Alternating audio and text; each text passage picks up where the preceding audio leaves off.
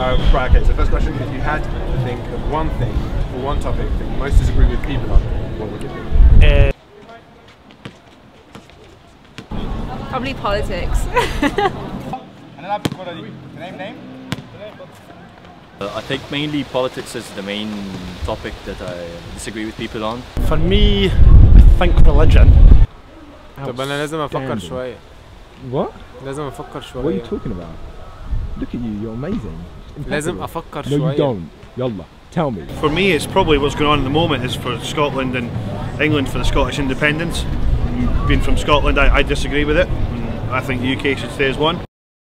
I guess it would be, having the Egyptian born the smartest. They're not. We're all people. I don't mean to sound cliché, but maybe it's the meaning of life.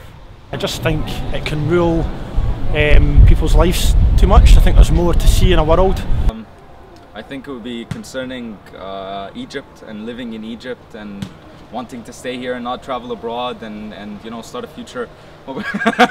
Mainly because like other people have different opinions on like which group is better. Do you enjoy engineering? No. What do you enjoy? Music. So why didn't you try music? Because it has no career and it's like, so go for what you like. Yeah, for me, when it comes to the independence, you know, I just think the UK should remain as one. I think it's a better country as one instead of it's been split in two halves. I think there's too many details that have not been looked into yet, and it'll affect people's lives in a big way. I'm for, you know, staying in the country, and I'm one of those people that just thinks that Egypt is the best place on earth. Absolutely. And we just have to stick with it until you know it becomes the best place on earth. When you ask your grandparents or when you ask old people, it's the enjoyment of life that they care. Yes, I traveled to this place, I met these beautiful people, I married this beautiful annoying woman. It's not so much I disagree with it, it's just I think people are just too focused on stuff, whereas life, you're on this planet maybe once and you should just make the most of it, and a lot of people are stuck with rules and regulations, things, so it's not so much I disagree, I just think people are too single-minded and focused on everything else, and then they don't look at the big picture of what goes on around them. It's just an example of too many excuses we have in our society, you know, about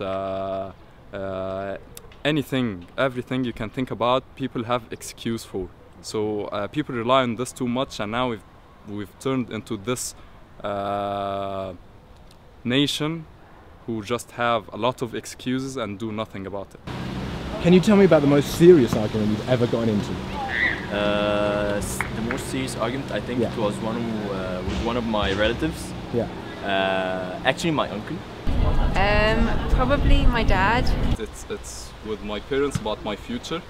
We should take this route. No, we should take this route. No, we should take this route. Alex Salmond. Alex Salmond, yeah. Alex Salmond, who's the Scottish First Minister, he's trying to get independence, and I disagree with it. I disagree with him. I think he's a twat. But I'm not against, you know, you pursuing education abroad, you know, getting things that you can get done in Egypt and then coming back, start a life, you know, get better salaries and then come back to Egypt. I don't mind that at all. But just leaving altogether, you know, going to Australia altogether is not cool. Not cool. We have kangaroos, man. Can you tell me about the most serious argument you've ever got into? That's a tough one.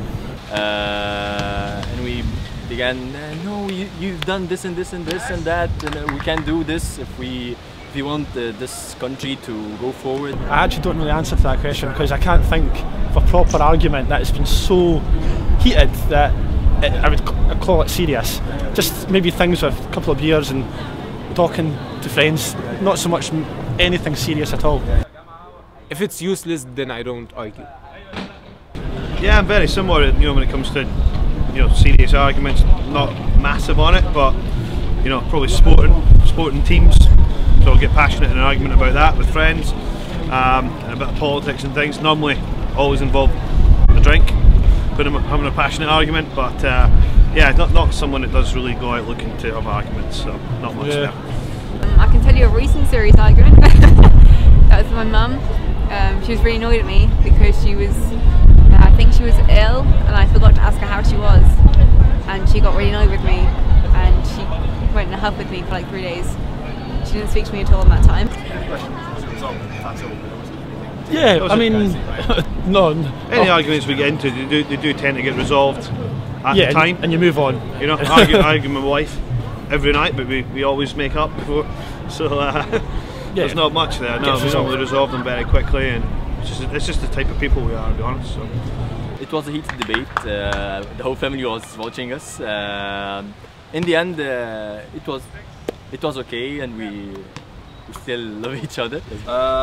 Actually, it's resolved by each of us giving up the argument, because after all, we're all living with each other. Yes, it was. Yeah, I speak to her now, so it's okay. What's the best attribute, in your opinion, of a good debater? A good debater. Be calm and be able to maintain your temper, so you know, not easily aggravated by the other person. Self-awareness. Confidence. You need to be confident.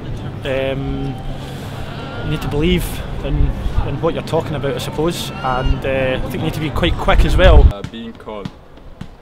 Probably confidence and like self-belief, because it makes them seem as if they know what they're talking about, and it can kind of transfer their beliefs onto you.